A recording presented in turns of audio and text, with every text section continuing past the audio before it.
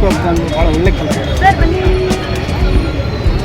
ದೇವೇಗೌಡರ ಸಾಹೇಬ್ರ ಹುಟ್ಟುಹಬ್ಬದ ಪ್ರಯುಕ್ತ 94ನೇ ವರ್ಷದ ಜನ್ಮ ನಿರ್ವಹಿಸುವ ಇವತ್ತು ಕಳೆದ 9 ವರ್ಷಗಳಿಂದ ಅಪ್ಪಾಜಿಯವರ ಹೆಸರಲ್ಲಿ ಈ ಕ್ಯಾಂಟೀನನ್ನು ನಾನು ನನ್ನ ಸ್ವಂತ ಶಕ್ತಿಯಿಂದ ನಡೆಸ್ಕೊಂಡು ಹೋಗ್ತಾ ಇದ್ದೀನಿ.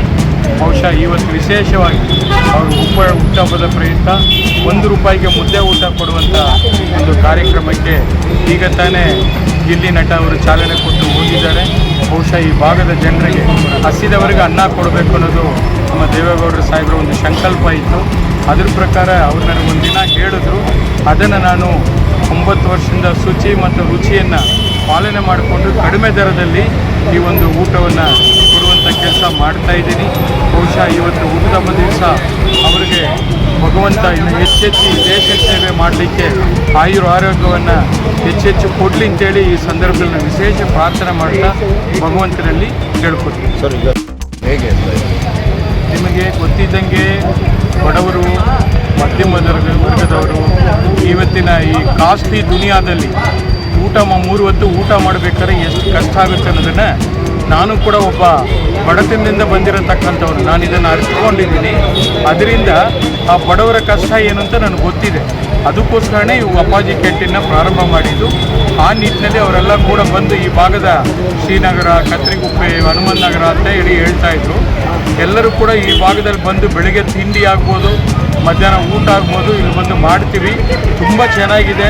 5-6 ವರ್ಷದಿಂದ ಬರ್ತಾಯಿದ್ದೀವಿ ಅಂತ ಹೇಳಿದಾಗ ನನಗೆ ಭಾಳ ಖುಷಿ ಆಯಿತು. ಇದೇ ನನಗೆ ಬೇಕಾಗಿರತಕ್ಕಂಥದ್ದು. ಇದು ಎಲ್ಲೋ ಒಂದು ಬಡವರ ಸೇವೆ, ಭಗವಂತನ ಸೇವೆ ಅಂತೇಳಿ ಭಾವಿಸಿ ಇದನ್ನು ನಾನು ನಿರಂತರವಾಗಿ ನಡೆಸ್ಕೊಂಡು ಹೋಗ್ತಾ ಇದ್ದೀನಿ. ಮುಂದೆ ಇನ್ನಷ್ಟು ನಡೆಸೋಕ್ಕೆ ನನಗೆ ಪ್ರೋತ್ಸಾಹ, ವಿಶ್ವಾಸ ಸಿಕ್ಕಿದೆ ಅಂತೇಳಿ ಭಾವಿಸಿ. ನನಗನ್ನಿಸುತ್ತೆ 2028ರಲ್ಲಿ ನಮ್ಮ ಪಕ್ಷ ಅಧಿಕಾರಕ್ಕೆ ಬರುತ್ತೆ, NDA ಸರ್ಕಾರ ಬರುತ್ತೆ. ಮಾನ್ಯ ಕುಮಾರಸ್ವಾಮಿ ಅವರು ಮುಖ್ಯಮಂತ್ರಿ ಆಗೇ ಆಗ್ತಾರೆ. ಅದು ಭಗವಂತನ ಆಟ. ಅದನ್ನು ತಡೀಲಿಕ್ಕೆ ಯಾವ ಶಕ್ತಿಯಿಂದ ಕೂಡ ಸಾಧ್ಯ ಇಲ್ಲ ಅನ್ನೋದನ್ನು ಬಯಸ್ತಾ ಇದ್ದೀನಿ.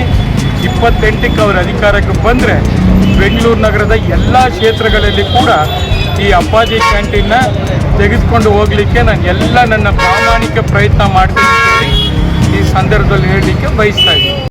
ತಂದೆಯವರು 9 ವರ್ಷದಿಂದ ನಡೆಸ್ಕೊಂಡು ಬರ್ತಿದ್ದಾರೆ. ಇವತ್ತು ಅಪ್ಪಾಜಿ ದೇವೇಗೌಡ ಅವರ ಬರ್ಡೇಯಿಂದ ₹1 ಊಟ ಹತ್ತು ಕೊಡಲಿಕ್ಕಾಗ್ತಿದೆ. ಇದೇ ಥರ ಅವ್ರು ಸದಾ ಅವಕಾಶ, ಆರೋಗ್ಯ, ಆಯುಷ್ಯದ ದೇವರವ್ರಿಗೆ ಇದೇ ಥರ ಸೋಷಿಯಲ್ ಸರ್ವಿಸ್ ಮಾಡೋಕ್ಕೆ ಅವಕಾಶ ಮಾಡಿಕೊಡ್ಲಿ ಅಂತ ಆ ದೇವರಲ್ಲಿ ಬೇಡ್ಕೊಳ್ತೀವಿ. ಮತ್ತು ಹೆಮ್ಮೆ ಆಗುತ್ತೆ. ಜನರು ಇದೇ ಥರ ಸಪೋರ್ಟ್ ಮಾಡ್ತಾ ಅವ್ರ ಆಶೀರ್ವಾದ ಇದೇ ಥರ ನಮ್ಮ ತಂದೆಯವರಲ್ಲಿ ಇರಲಿ ಅಂತ ಕೊಡ್ತೀವಿ.